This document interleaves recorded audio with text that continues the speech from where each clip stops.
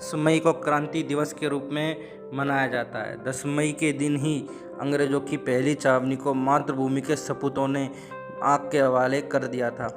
भारत स्वाभिमान के राष्ट्रवादी प्रतीक स्वर्गीय राजीव दीक्षित जी अपने खुले मंचों पर जिस जाट क्रांतिकारी का गुणगान किया करते थे, जिन पर कौन बनेगा करोड़। ये जाट समूह जाट जाति का इलाका है मेरठ, तो ये लोग थोड़े उतावले हो गए, इनका खून ज्यादा उबल गया, इनके खून पर इनका कंट्रोल नहीं रहा। 10 मई को ही सारा खेल इन्होंने शुरू कर दिया और 10 मई की शाम 5 बजे अंग्रेजों की पूरी छावनी को आग लगा दी इन्होंने मेरठ में, और क्रांति की शुरुआत हो गई। में पूरे 20 लाख रुपए का प्रश्न पूछा गया था। वो वीर तोमर देश नाम से प्रसिद्ध बागपत बड़ौद का राजा अमर शहीद बाबा शामल सिंह तोमर जी थे। राजा की पदवी उनको दिल्ली से प्राप्त हुई थी। 1857 की क्रांति के समय बागपत मेरठ जिले का हिस्सा था। तोमर देश के कुल बड़े बड़े 84 गांव थे, जिनमें 42 गांव के 2 सेनापति होते थे, जिनमें से 42 गांव के खाप सेनापति बिजरौल के चौधरी अमित चंद जी के घर एक पुत्र का जन्म हुआ, जिसका नाम रखा गया शामल।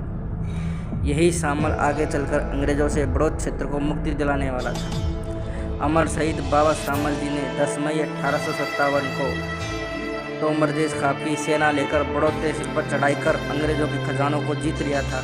यहाँ से अंग्रेज अधिकारी को बंदी बना लिया गया था।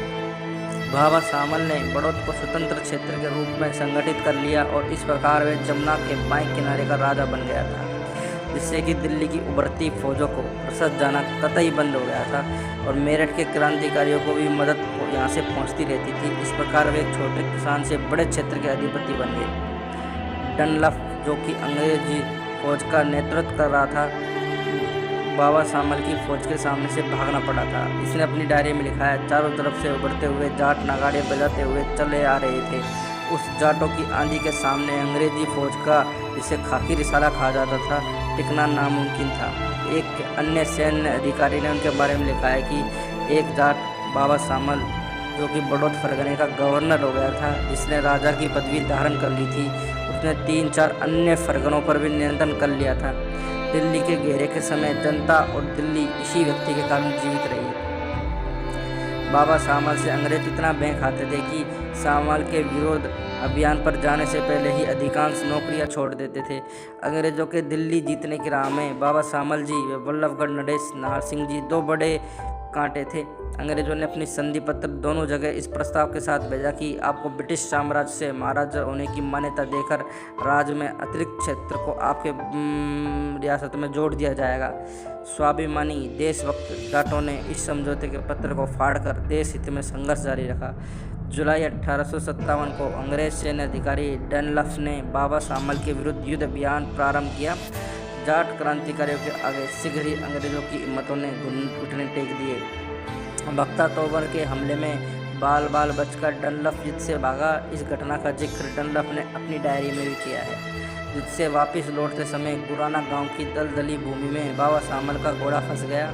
तब बाबा शामल के घोड़ा चलाने वाले नौकर विश्वासघाती करम अली रांगड़ ने धोखे से उनकी हत्या कर दी। अंग्रेजों ने उसे इस धोखेबाजी का इनाम बागपत का नवाब बना कर दिया, लेकिन बाबा शामल के भतीजे ने उसकी हवेली में घुसकर करम अली को मौत के घाट उतार दिया था। अंग्रेज अधिकारी विलियम की पुस्तक आंखों देखी के अनुसार जब करम अली ने अंग्रेजों को बाबा शामल की मृतदेह दिखाई तो अंग्रेजी सैनिक डर के मारे शामल के शव को छूने से भी डर रहे थे। उनका ये व्यवहार देख अंग्रेजी अधिकारी ने उन सैनिकों पर ही गुस्से में गोली चलवा दी थी। ऐसा रुतबा था अमर शहीद बाबा शामल जी।